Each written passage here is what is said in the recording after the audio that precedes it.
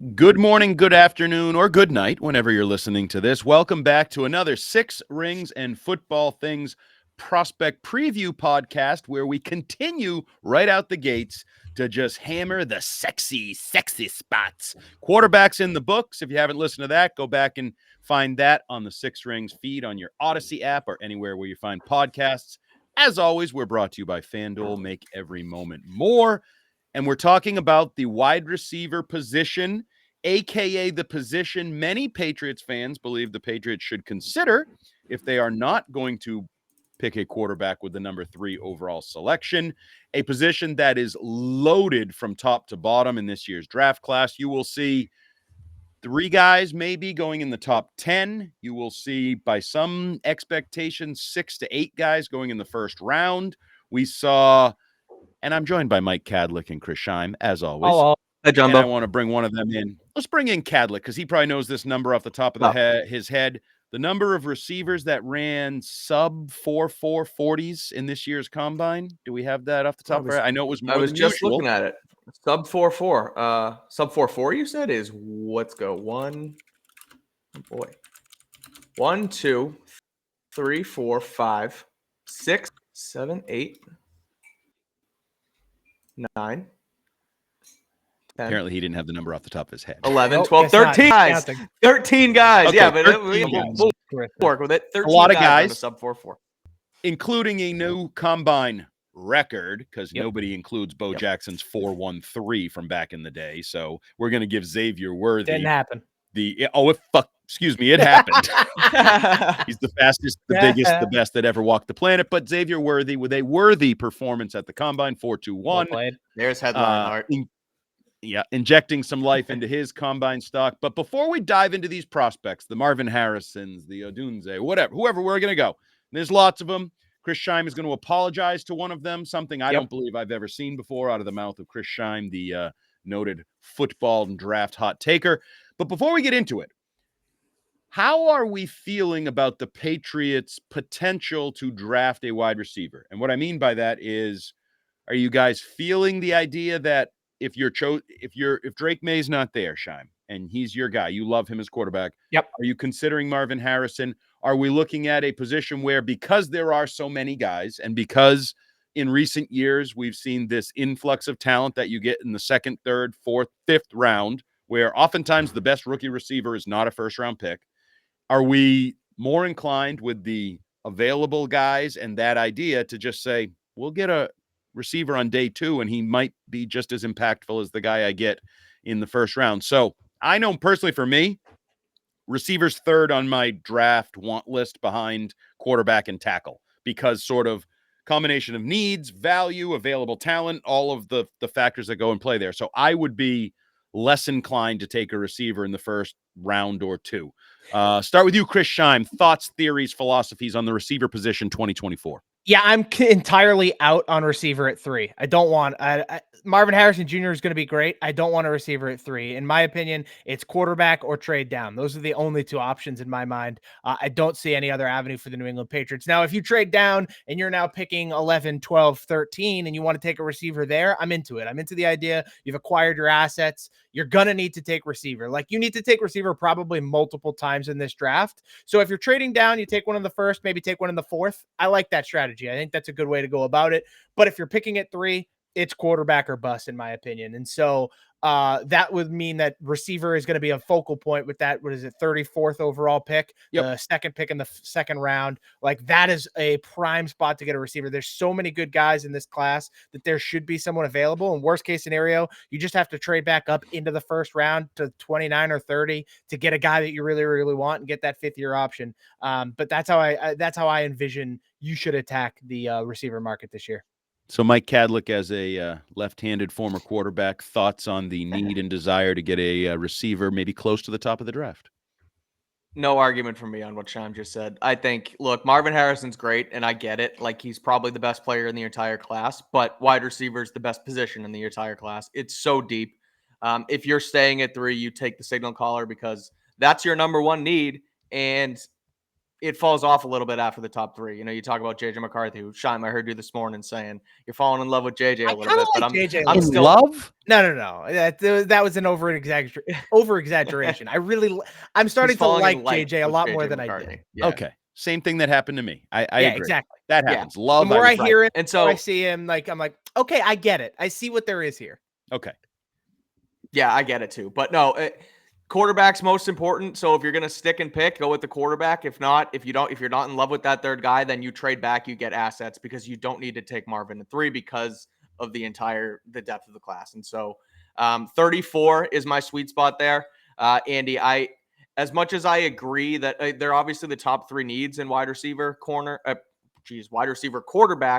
and offensive line, I still think you probably go wide receiver over that, especially because I think you can touch on and sort of fix and shore up the offensive line during free agency. Whereas wide receiver, as we saw today with Mike Evans, the cupboard is going to be very bare in the free agent wide receiver market. So attack it at 34, and that's going to be your sweet spot, because, again, this class is completely loaded. And Shime, I agree with you too that it's a 2 wide receiver draft for the Patriots. I think you take one early, you take one late that can be not even a project, a guy who can probably play a lot his rookie year. It's that good of a class. So, yeah, long story short, don't take it at 3. Stick and pick a quarterback or trade up. Okay, I'm going to throw something out there, and I don't even want to discuss it because I want to move on. I don't want this to be too long a podcast and we get a lot of receivers to talk about. But how come everybody says, the Patriots roster is too crappy to bring a quarterback in? It's just not fair to the quarterback.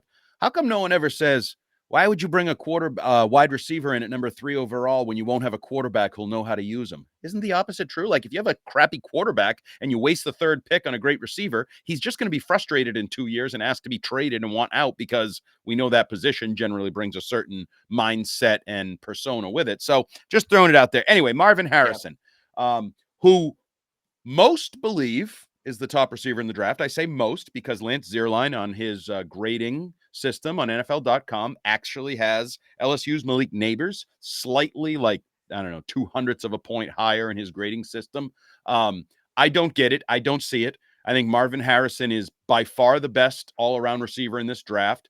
I put him in Bijan Robinson category for me. I think it's a virtual lock that Marvin Harrison will be a Pro Bowl caliber pass catcher in the National Football League. I think he just gets open and catches the football. I don't care about explosive this, big play that, other thing this, other, like, get open, catch the football. Marvin Harrison's going to, barring massive injuries, is going to do it at a relatively high level. I'm not saying he's ever going to be a 2,000-yard receiver. I don't know if he'll be an all-pro. I don't know if he'll ever be the best receiver in football. But in a world where the passing game leads everything, he's going to get opportunities to catch the football, and I think he's a borderline lock to be 1,000-yard receiver, 90 catch type guy. So Marvin Harrison, I like everything about him except blowing off the media at the combine, because when you blow off the media, I think you're a douchebag. But other than that, I think he's a great prospect at the position. Yeah, it's no question. This guy's number 1. Like, he's everything in a bag of chips. It's not. There's nothing to complain about. He can do everything. He can win through contact. He's not the best yards after catch guy, but he can still do it. He's a touchdown machine. He's going to make every catch. He can run every route. He's literally Marvin Harrison if you grew him up to 6'4". Shocking, I know. Being Marvin Harrison. Yeah, Jr., how does that work? Right? Who would have thought? But yeah, this kid is without a doubt the number 1 receiver in the class, and he deserves to be the first receiver taken. So I want to push back on this just a tad with you guys. I agree that Marvin Harrison's the best wide receiver in the class. But comparing him to a guy like Bijan last year, where when I was doing the running backs last year and I was like tiering these guys, it was Bijan in tier 1 and then like Jahmyr Gibbs and whoever else in tier 2. Like, I think there was that much of a gap at that point, where I don't see that with Marvin Harrison. Like, I still think Harrison is the best guy. But I look at guys that we're going to get to, like Rome Odunze, Malik Nabers, and even Brian Thomas, that they still sit in that top tier with him. Like, I don't see that big of a separation because I think the class is just that good. So where do you guys land on that? Yeah. Is Marvin in a room of his own, or are those guys? I think there will be other tier 1 guys. I have questions about almost all the other guys. Minor questions about some of them, but questions. Okay. Whereas for me, Marvin Harrison doesn't really have questions. Like, I watch it and I say, I'd be so comfortable putting that pick in. Like, if you go to the school of Dave Gettleman, that his name? Dave Gettleman, Yeah. who picked Saquon Yeah. Barkley 2. Yep. Then he's a pick. Then Marvin Harrison is a pick in the top 5. He absolutely is, because if you just say you'll never regret having good football players on your team kind of mentality, like, he is that guy. Whereas I think you can pick apart some of the other receivers. They may actually be better in the long run. They may have more upside in the long run, but I think you can pick them apart more. And that's where my separation is with Marvin Harrison from the next group in the class. Like, for me, comparatively, it feels like I'm comparing Justin Jefferson to, like, Devontae Adams and Jamar Chase. They're all amazing, but Right. like, clearly one guy is the best. He is the best receiver because he is that talented and he's that good. And so that's kind of what it feels like to me. So do we think there's any shot in hell the Patriots will select Marvin Harrison with the 3rd pick? No. Yeah, I don't see it. I don't see it either. And I actually don't believe they should. And we've talked about this Me again. either. I push people back to the quarterback podcast. I believe all 3 quarterbacks are worth taking in somewhere in that top 6, let's just say. And if it's that close, 6-3, the quarterback value just pushes it over the top. Take the swing at the damn quarterback. Okay. So the Baker Mayfield ship sailed a little bit today because of the Mike Evans signing. Yep. If they were to have brought Baker Mayfield in, Sure. would you have considered Marvin Harrison? Absolutely. Yes. Absolutely. But as currently constructed, you don't take a receiver at 3. You just can't. You can't. Correct. Yep. It's more wasteful than taking a quarterback.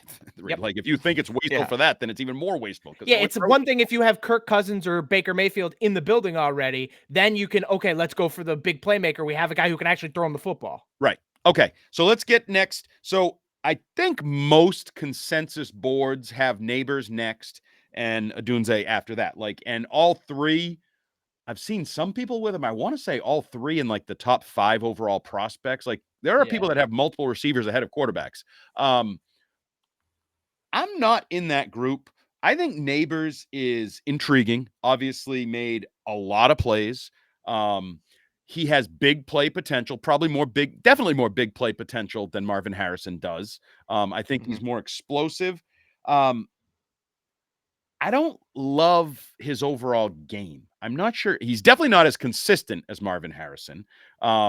He obviously, they both come from good offenses with good talent at big time programs. I don't think either is. Now, there's a little more talent, and you had a running quarterback. Like, some of those plays, the little, like, I don't even know if they're option routes or scramble routes, when Daniels rolls out and then Nabers just turns up field and he just lobs it over the top and he just runs under it. And it's, again, I don't know if it's a called scripted option route or if it's just a scramble play, but some of those plays aren't going to happen in the NFL. They're just not. And I don't see the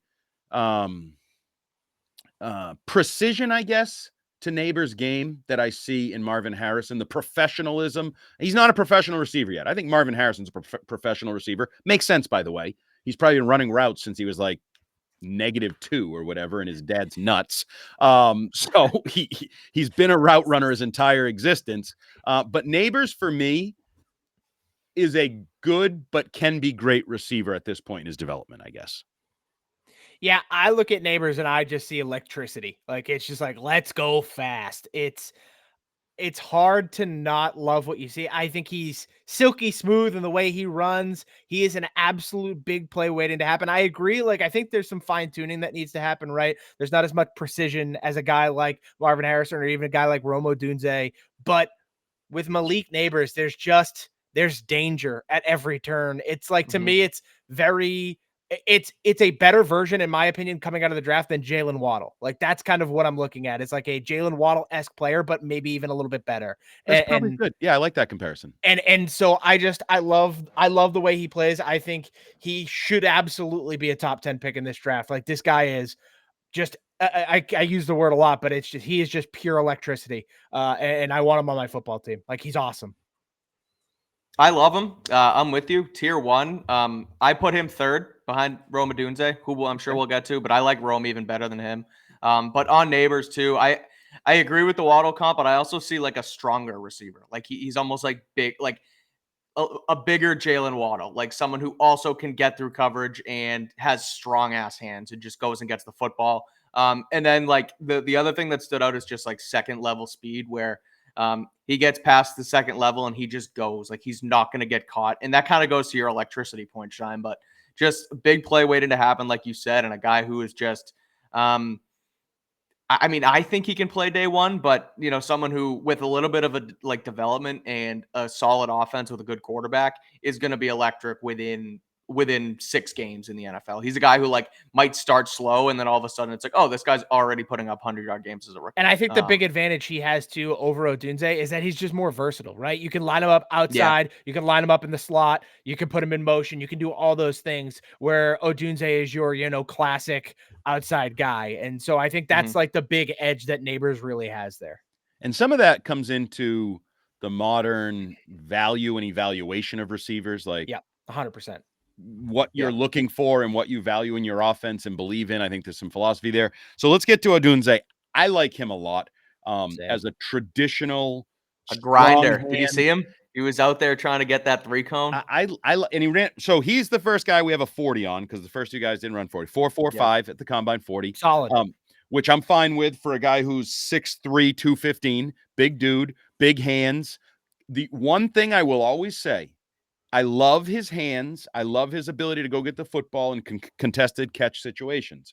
I always wonder, why am I watching contested catch situations? It's that catch 22. You're good at it, but you're not getting Devontae Parker is the ultimate example. I don't want this guy to evolve into a Devontae Parker where, you can win 50-50 battles, but I'd rather you just get open, catch the football, and keep running down the field and not have a guy right next to you when you make every catch. But beyond that, 2 times 1,000 yards, 1,600 yards. We talked about captain. We talked about played with arguably the best thrower of the football in the draft and was a big part of the success. They leaned on each other, certainly, for the Huskies. So I actually, if you made me stack the 3 guys, I would go Harrison, Odunze, Nabers, with, again, the caveat that I think there's a chance that in the end, Nabers develops into a bigger star and bigger playmaker. But if you made me pick one of those 2 in the top 10, I think I'd take Odunze. Yeah, Odunze, you said it. Grinder, 4.45, 40 is perfect. Anything under 4.5 at that size is exactly what you want. He's a big guy. The big concern for me isn't necessarily the contested catch thing. Why aren't you getting separation? Because I think I see enough separation. For me, it's more so the yards after the catch. There's nothing there. It is catch and you're kind of over. It is almost...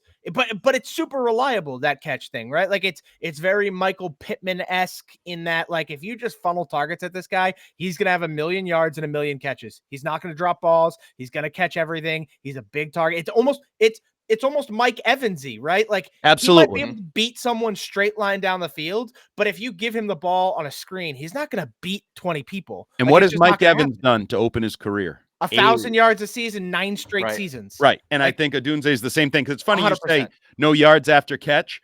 Well, 1,600 yards. Imagine if he had yards after catch, he'd have 2,500 yards or something. So I agree with you, but sometime, you mentioned Mike Evans. I was thinking from a Patriot perspective, a rich man's Brandon LaFell. I don't know if everybody remembers the Brandon LaFell season, 1,000 yards, drive starter.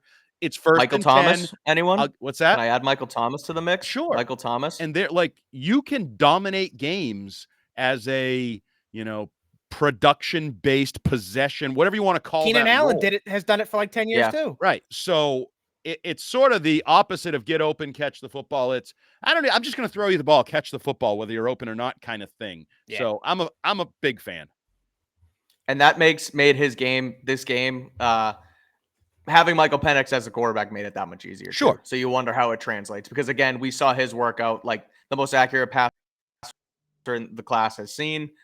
So that's kind of the question, but I still think even as a quote unquote prototypical X, they still did use him in the slot. I think maybe 25-30% of the time. So he's seen it. So I kind of see him as a guy who can kind of do everything more so than just an X. Maybe they did it at Washington and now it's different at the next level again, because he doesn't have that separation speed, but still a guy who, again, I like him more than Nabers. And I think translates automatically to, like you guys mentioned, 1,000-yard receiver right away. Okay. So rather than us offering all our opinions kind of on the various receivers, I want to start to we'll each pick guys to offer up if we think they're in that next tier, because we've gotten the top 3 off the board, top 10 picks. We've got our opinions out there. So I'll start it off. A guy I kind of fell in love with and quite honestly didn't know a ton about coming into the process. And I'm not even sure I know how to pronounce his first name still. Adonai Mitchell. Yep. Yeah, they just call him AD. Call him Mitchell. AD. Okay. Yep. So AD Mitchell, that'll make it easier for me. He was a Georgia transfer to Texas who had a good year, 55 catches, 800 yards, whatever. And I know they had some quarterback changes during the course of the season there and some different things. And I'm not a huge 40 guy. I know everybody in the world says they're not and then gets icky baluki when they see like a 4-2 or a 4-3. This is one of those 4-3 guys, one of those sub 4-4 guys that are big group at the combine, ran a 4-3-4. I love everything about him. He's 6'2", 205 pounds. I like the body control. I like the catch radius. I like the hands. I like the footwork in terms of his. I see a guy who's only going to be a better professional route runner. I see a guy in Mitchell that is just scratching the surface. One of those guys where you're like, for whatever reason, the production wasn't stupid, 1,600 yards, 20 touchdowns or whatever at Texas. I've fallen in love with him. I think at worst, he's a star number 2 receiver, like a T. Higgins type, where you pair him with somebody else who's the true number 1. Or, yeah, he's a true number 1 that you get outside the top 10, get later in the first round. Or my dream scenario will be at 34, but I'm not sure if that dream is still alive come draft weekend. But AD Mitchell is my favorite of the next tier, and I would love to see him in New England. Yeah, I'm gonna go with Brian Thomas. Like, Yep. I friggin' love this kid. I think there's a chance that day 1 out of the draft, Brian Thomas rivals Marvin Harrison in the NFL. Like, I think he's that good. He's fast. He is unbelievable big play guy. But he's just like in the 4.4 or 4.3 340, insane speed. But the crazier thing is 10-yard split. So in the first 10 yards, he was a 1.5, where Xavier Worthy, who broke the record, was only a 1.49. Like, his explosion off the line of scrimmage is nutty. This guy is awesome. I think he is overshadowed by Malik Nabers, but is probably almost as good as Malik Nabers, if not better, right this very moment. Like, I think Brian Thomas is a baller. I want him on my team. If the Patriots were to trade down to 12, I would take Brian Thomas at 12. I think he'll probably go somewhere in that 15 to 20 range. I would take him at 12. I think he's that good, and he'll be that impactful on day 1. I love Brian Thomas. So Brian Thomas is actually a tier 1 receiver for me in that top 3. I lump him right in with Marvin Harrison, Odunze, and Nabers. He's a stud. The 40 was awesome. He has unbelievable hands, and to show off that speed, like you saw it in college, but to actually be able to tally it at the 40 at the combine is outstanding. So I'm with you on Thomas, but I'm not just gonna take the easy way out. So I'm gonna throw Ladd McConkey into the mix because that kid. Don't shake your head, Andy. He's a stud.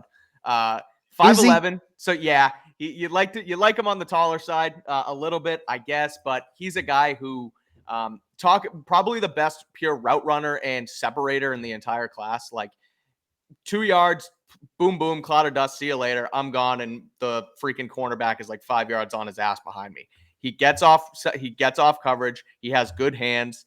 I forget his 40 time, but he ran a solid 40 time. And I just look at it and it's like 4.43.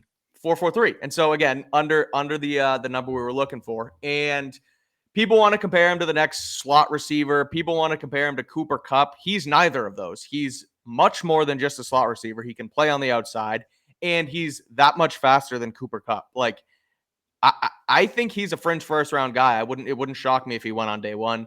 And I can see him translating immediately as well, just like Kupp did and just like Puka Nacua did in Los Angeles.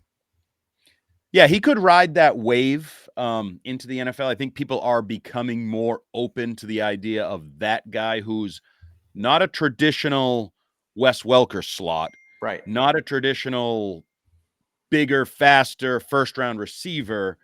But holy crap, if the guy just comes in and catches, 100 balls for 1,200 yards, I don't care what I describe him as in my mind. He's a really valuable player. And I think Ladd McConkey, I'm not quite on the bus with him yet. I don't know why. I don't know if I'm being a contrarian because I feel like everybody is joining the Ladd McConkey train. But so I'm going to bring up a couple other guys that I like their idea.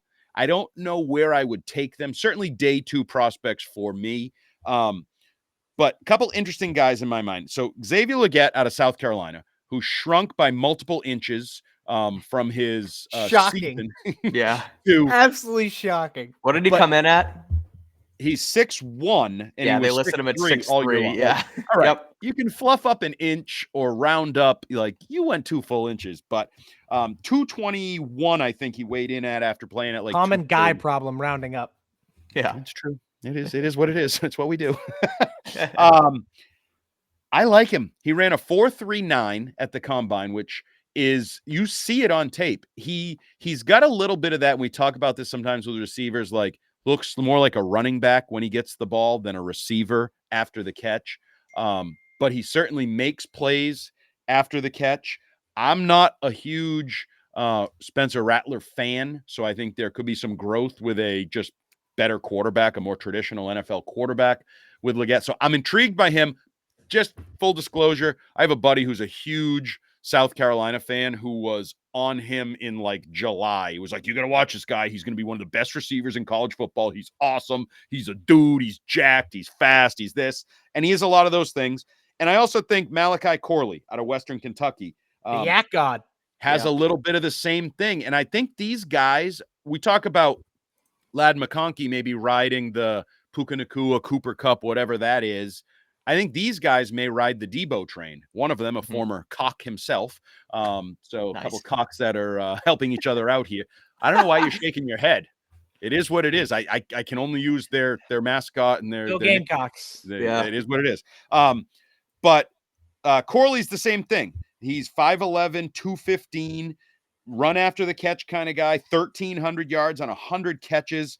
Physical, like he just breaks tackles. Every time I see him catch the ball, if you're the first guy there, just realize you're going to end up on his highlight tape because you ain't making the tackle. He's so slippery. The next guy has to make the tackle. If you're the safety and you see the corner over there, if you assume he's making the tackle, well, start doing the rabbit drill and change your angle downfield because you're going to be chasing the guy to the effing end zone. So I like both of those guys as, I think, not necessarily traditional, like line up, run downfield, run out, like, but dudes can make plays. I would not mind seeing either of them come July in New England. Yeah, I don't particularly love Xavier Leggett. I see it with Malachi Corley. I'm in. Like, I would buy that. If you can get him in the second or third round, like, yeah, go for it. Absolutely send that stuff. For me, I don't see it with Xavier Leggett. Like, there's size, decent catch in traffic, but for me, it's just, there's just not enough there. If I'm going to go for a guy that I want that has the physical tools and just a crap load of upside that just hasn't quite gotten there yet, it's Keon Coleman. Like, you just go watch his game against Syracuse. This guy's hands are stupid. He is a walking highlight reel. And I understand, like, there's a lot of his game that's raw. Like, it's not like perfect. Parker. Yeah. I vote Devontae Parker next to his name. See, I don't see Devontae Parker. The catches he can make are stupid. I think he's an acrobat in the air. I think if you're going to go for just total upside, you take a swing on Keon Coleman. Also a guy who's a great punt returner. He's good once the ball is in his hands, not just making the play. So I think there's a lot to like about Keon Coleman. I was thrown off a little bit with Coleman's 40, as were most people, but then he also came out in the on-field drills and his game speed looked much faster than the straight line 40 speed. So I think he dipped as far as hurting his stock, and then like 45 minutes later when they went in the on-field drills, he looked that much better. So an up and down weekend for Coleman. I think you're right. It's a guy who people are a little down on right now, but he's still going to be a top 100 pick and a guy who has a ton of upside. I also want to throw the other two Washington wide receivers in the mix, Jalen Polk and Jalen McMillan. I love Jalen Polk, the second of 2,000-yard receivers for Washington this year. He is just a guy who similar size, similar build to Odunze, was just the number 2 behind him and played that much better. He's a little bit better of a separator too, not much as the possession guy that Odunze was. And then McMillan, not as much production, but how, you're the third guy on one of the best offenses in football, and he still put up some solid numbers too. So a day 2, fringe day 3 guy for me that I think deserves to be at least mentioned in here. And we haven't even talked about him yet. We mentioned him at the top, so I'll put him out here too. Xavier Worthy. What do we think of him? He's going to be a first-round pick. Is it John Ross 2.0? Is it Tyreek Hill 2.0? What's the deal with Xavier Worthy? Thoughts on that one? Yeah, I think Andy and I are on the same page here. He's tiny. Devontae Smith's tiny though too. Like I don't know. This is John Ross, Darius Hayward-Bay. Yeah. Like, I'm good. Okay. Yeah, you know a team's taking a shot on him and probably absolutely. 100%. Just Al hopefully not Davis the will Patriots. climb out Yeah. the grave to draft him. Like Yeah, there are certain exactly. people that are just going to fall in love with it. And I know, so that leads us into something I did want to talk about, because whether it's receivers or cornerbacks, Emmanuel Forbes last year, Tank Dell last year, there may be an acceptance of small guys like Yes, 100%. 170, 160, whatever these Like guys. Troy Franklin Well, out of Yeah. Oregon. which I'm sorry, I find laughable, because my new thing is comparing people to my son, high school football player, who now is like knocking on the door of 180. And I'm like, wait a minute, you're going to draft a guy in the first round who weighs 15 pounds less than my Yeah. freaking skinny son? Like, if I'm handing a guy multi-million dollars, I couldn't do it. It just, I get it. just wouldn't. I might regret it. Somebody else, you go do it. You take the chance, and maybe I'll have egg on my face later. I absolutely wouldn't do it.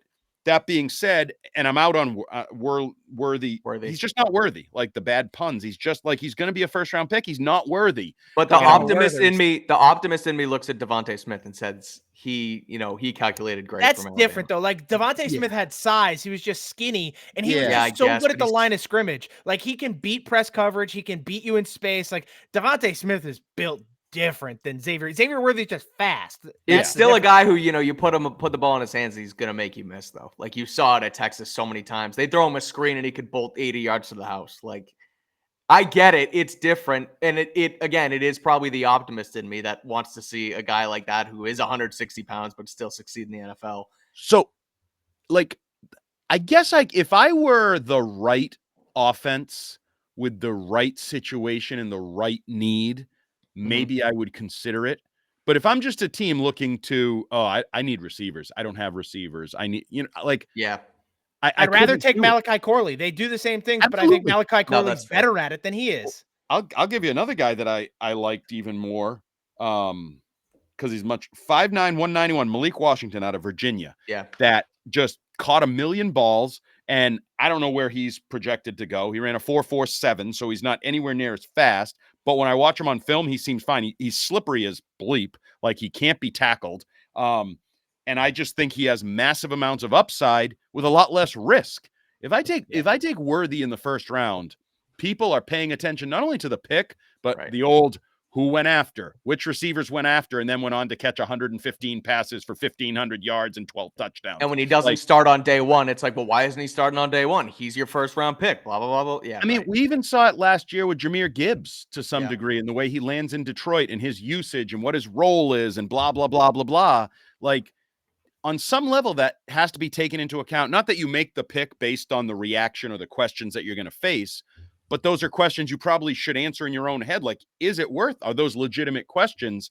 Malik Washington was a guy that he had a breakout year after transferring from Northwestern, and that scares me. Breakout years scare me in all positions. We talked about it. Caleb Williams, Drake May. I like that they were on a certain track for multiple years, and then they end up there. We need to talk about a guy that I think Mike and I talked about in our Senior Bowl coverage, I believe, when we did a podcast a little bit. Scheim, as he's wont to do, urinated on this guy from afar, and now apparently needs to hand him a towel and a face wipe to clean himself up and apologize. So Ricky Pearsall, Florida, 6'1", 190, 4'4", 140. Was not what I like. He's an interesting guy, stylistically, I will say, and like his tattoos and like who he is as a competitor. Yeah. But yes, like that's part of the whole world to me now. Like there was a receiver, I don't even remember who it was. I wrote punk because after every play, he was doing things he wasn't good enough to be doing. Pointing, gesturing, punk, like no. Marvin Harrison can get away with that crap. You, as like a day 3 pick, take that crap and shove it up your ass until you prove how good you are. So Ricky Pearsall, I think he's a good future NFL receiver. Not great, good, I said. Scheim, what would you like to say to Mr. Pearsall? Look, so last year when we were talking about Anthony Richardson, I think my almost near exact words were, he's throwing to some jamoke named Ricky Pearsall. You're never going to hear that name again. So why, of course he's better than what you think he is. End quote. Something like that. That might've been a little bit of a paraphrase, but more or less that's kind of what I said. And then Ricky Pearsall had a great year. Like, Ricky Pearsall was good. I look at him. He's a great possession receiver. He's got excellent hands. Like, if I told you maximum upside, he becomes Adam Thielen, I don't think that's out of the realm of possibility. About the No. same size, possession, could be a touchdown machine, may not have 1,500 yards or be this explosive monster, but he could be a good, reliable receiver, especially a good, reliable number 2 receiver on an NFL football team. And so I owe Ricky Pearsall an apology, because last year I thought he was a nobody. I thought I'd never hear his name again. He'd just fizzle out and be selling real estate like Mac Jones will be. But instead, he is going to be drafted in the NFL draft, probably in the 3rd or 4th round. So congratulations to you, Ricky Pearsall. Yeah, I'm on him too. He's a highlight reel waiting to happen. His hands are very reliable. Not that only one-handed catch he made. Yeah, Stupid. It's stupid. Because I it was gonna wasn't say even. yeah. There's certain one-handed catches where they just do this, and I'm putting my hand sort of just out to my side. His was almost like a cupping, one-handed, backhanded. It was like that Gronk catch in Denver. Like, it's just like up, Yes. and he just goes and. And what did the GOAT say about that? How the F did you catch that ball? Yes, exactly. That's what. And he's Gronk. He's one of the greatest of all time. And we're comparing at least one visual to something Yes. Gronk did. So he was wide open a lot, I will say.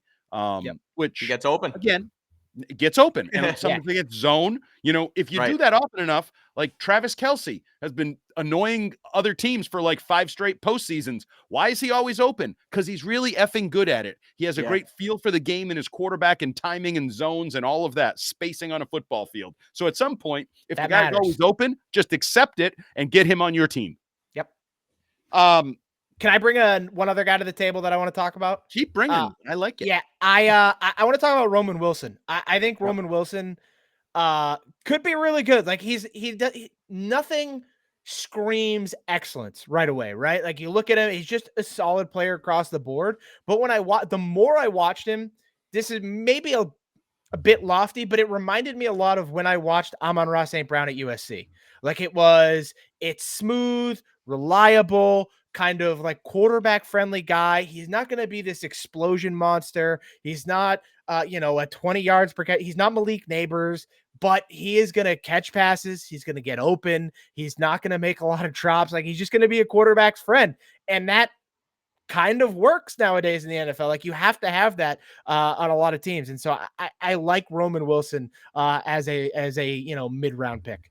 And we also have to give him the benefit of the doubt that I think you, me, everybody is giving his quarterback. Like, they played in a certain offense with a certain style with Harbaugh and Corum and like control the game and everything that they did. He's not going to put up stupid numbers like some of these other. Now, would he? Could he if he was in those offenses? Probably. I think he has great speed when I watch him on tape. He's not the biggest guy. He's not a true like stud number 1 receiver. But again, if you tell me he's going to end up being your number 2 receiver in the NFL, I think you may end up being very happy with the guy you get. Yeah, 5'11", 185. Like, for one of those shorter guys, like 5'11" is not great height, but he's built. Like, he's not thin, he's stocky, and 4.3 940. Like, that's a sub 4.4 40 out of this guy. Like, this guy can play football, man. And smooth. I wrote smooth. Like, everything he does to me, and I like smooth. There's clean. Yeah, just there's something nonchalant about that. Almost like it just kind of looks like you just know how to play football. Yeah. And I like that. I like that as opposed to some of these guys that are helter-skelter, freakish. Like, it's like they don't know exactly what they're doing and they get by on their quickness and athleticism. So I'm going to bring one of those guys into the mix then, because it's sort of on the opposite, roller coaster offseason that Roman Wilson, not roller coaster, but Roman Wilson's stock couldn't have been higher post Senior Bowl. And then people were looking for him to shine out again this weekend, and he was just fine. Senior Bowl week, UNC's Tez Walker sucked. He dropped everything. He wasn't good. He's a guy who can be a freak, but it kind of does look awkward and not fluid for him. But I think he helped himself this weekend at the combine. He ran a 4. I just had it. 3.6. 4.36. Like, that'll play. And he looked solid on-field drills too. His gauntlet looked smoother than you'd expect from him. And just a guy who, again, he played with Drake May. I'm sort of looking towards all these guys. I was going to and had Brennan Rice and Taj Washington circled it too with Caleb Williams, just because, you see these guys so much. But like, I think Tez Walker after the Senior Bowl was undervalued. And now I think that he's kind of going back to where his stock should be within this class. I mean, I think he can play. I think he's going to go somewhere, and he's not going to, he's not going to be your every year 1,000-yard receiver, but I think someone gives him the chance, and he might be able to surprise some people. Yeah, if you want to tell me he could end up like what you just said, like a 700-yard NFL receiver, make some big plays. He's inconsistent for you. He's your 3/4 somewhere in there. You could probably sell me on it. He's got some crazy numbers. Like I think he averaged 31 yards per catch on touchdowns for his career. But I just don't see a real sudden guy. I don't see like a route runner. I just feel like he's kind of a limited role player, sort of closer to the bottom of my wide receiver depth chart than he would be the top of it, I guess. It's tough. Like I watch him and I think he tracks the ball really well, but has a very hard time finishing the job. Like I don't think he has great hands. I think he's unreliable. I think there's an uneasiness to the way in which he runs routes. Like to me, it's just not, there's no fluidity. He doesn't look confident. There's no confidence. It doesn't look confident. And then he just sort of will run and just end up in the end zone. Like, oh shit, here I am. But that's college. I also think that's a lot of that is Drake May too. Like a lot of it is just like, just go, I'll throw you the football. And so to me, I'm out on Tez Walker. Like if you're putting together a big board, he's not on my big board at all. Like I'm not drafting him. He's just not my kind of guy. I watch him. I see nothing I like. And so I am hard out on Tez Walker. Okay. So let's continue with the negativity then. Cause we were actually quite positive for like 35 minutes. It's a good class. You can't not be. It's a very good. And it's almost like you said, Roman Wilson didn't have a great combine. And it's like, well, okay. Cause other guys were running 4.21s and like doing like at some point average is still okay. Like you didn't fall on your face. Like, JJ McCarthy, for example, you throw in the ball and it's just bouncing away on the sideline. That's a bad look. Like but I would also argue, at least you threw the ball. Some of the other guys didn't throw the ball. So whatever, you got to compare it all together. Troy Franklin out of Oregon, I have no interest in.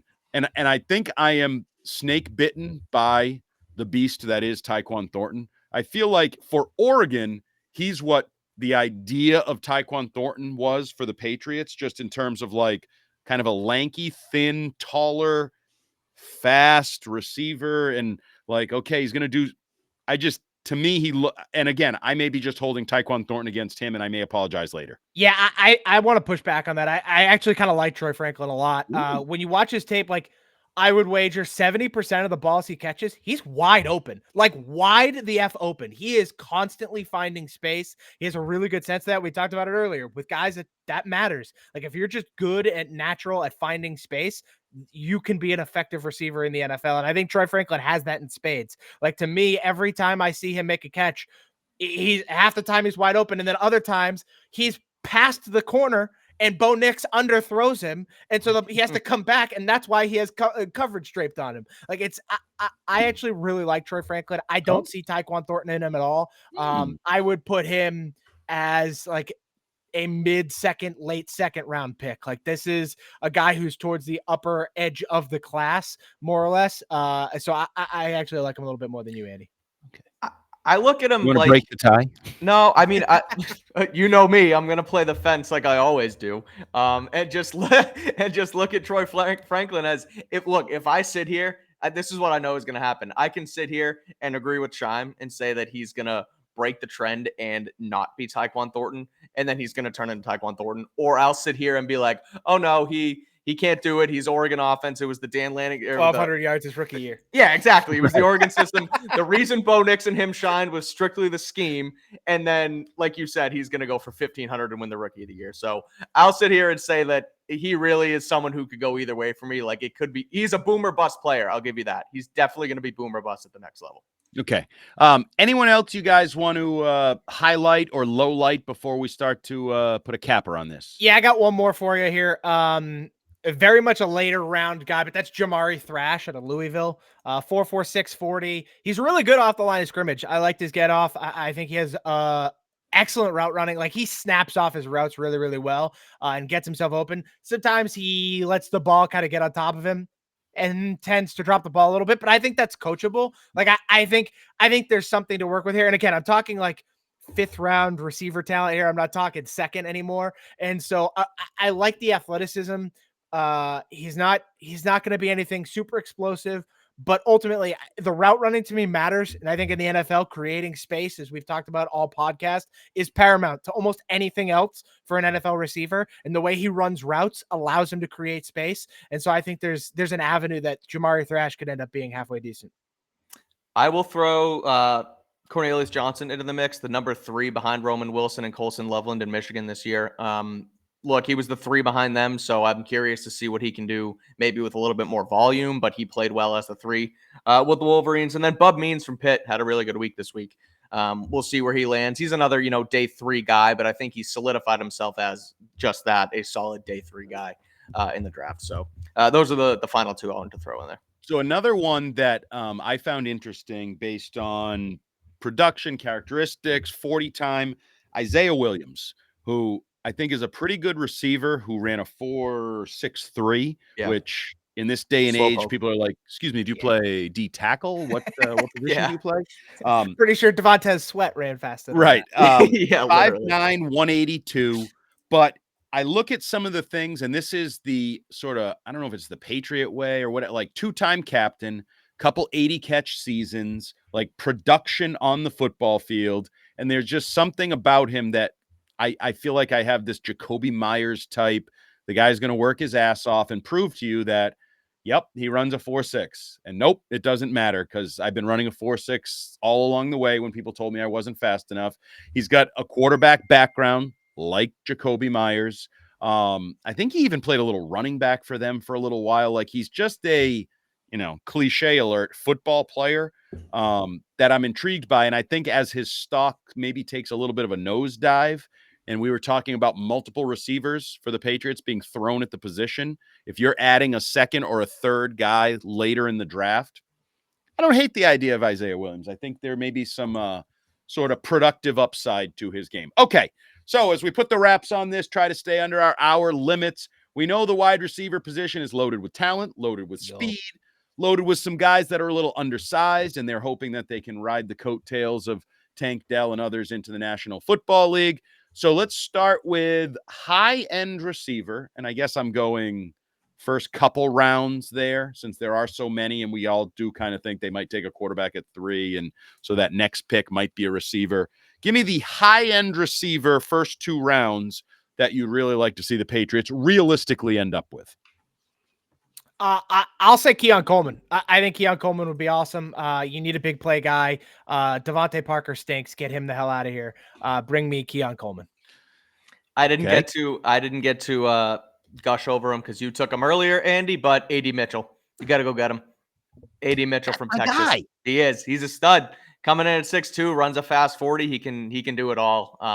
I love him. I think he's a guy who you can plug in on day 1 and play. Okay, so I would be on Mitchell too. If I throw somebody else out there, I'll say Malachi Corley. I really like his run after catch, his playmaking ability. I don't know where he's going to go. If you can get him a little later, if you can get him as my dream 3rd round pick after I got my tackle in the 2nd and quarterback in the 1st, and you signed Calvin Ridley or you brought in some other veteran, I'm starting to get excited about training camp. I'm starting to get excited about, opening day and things like that. Overall, any final thoughts as we wrap up the 6 Rings and Football Things prospect podcast regarding the wide receivers? I think Brian Thomas is going to be amazing. That's the only thing I have to say. The best receiver in the draft? As a rookie, yes. No, how about just overall? Who will have the best career, Scheim? The best career in the draft will probably be, I'm going to go Odunze. Okay.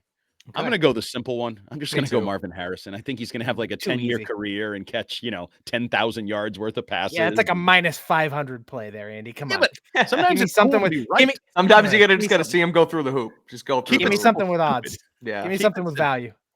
I'll just say this class is one of the best I've seen in the short-ish time I've been covering the draft. But it's good. It's a good year. Need a wide receiver. So Patriots fans should be excited for this April because they should get their hands on a solid player and get used to it. My working theory is the combination of where offenses are going and where 7-on-7 camps are going. You're going to see more and more elite, polished, productive, playmaking wide receivers just coming through the pipeline. I think this is going to be the norm. I don't know if they'll all run 4 threes they probably will. There's just a lot Yeah, of but now that kids out there. But they've also, on top of the 7-on-7, they've just opened the door to so many different kinds of body types now, yeah. allowing all the smaller guys, the Tank Dells of the world, to have success. And so that just broadens the spectrum of different guys that can have success in the NFL level. And it's where the NFL wants to go because Yep. eventually they're going to be playing Offense. flag football and offense and throwing the ball over the field. So here it is. Hopefully the Patriots nab at least one of these receivers that we liked, because Hopefully we two. talked about a lot of guys we liked. If they can get 2 that we liked, now we might be cooking with gas, having some fun. Alex Van Pelt, Ben McAdoo and company. And then, of course, they could get the quarterback in our other Six Rings prospect podcast about that position. For Mike Kadlick and Chris Scheim, I am Andy Jumbo Hart. This has been Six Rings and Football Things, a 2400 Odyssey podcast brought to you by FanDuel. Make every moment more.